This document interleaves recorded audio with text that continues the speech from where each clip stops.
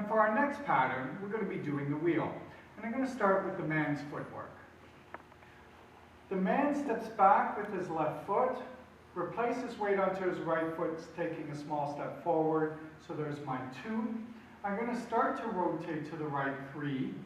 I'm going to take my right foot, step behind 4, and now I'm facing the opposite direction. So I repeat, I step left foot back, 1, 2, 3, 4, 1, 2, 3, 4.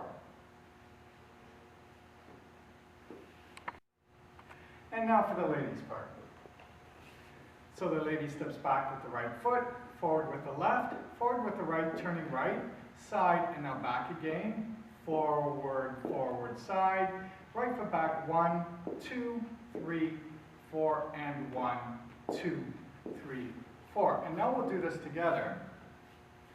So the idea is that I'm opening the door or opening a track for the lady. So we step back 1, we walk through 2, 3, 4. And ideally we want to end up facing opposite to one another again. And 1, 2, 3, 4, 1, 2, 3, 4, and 1, 2, 3, 4.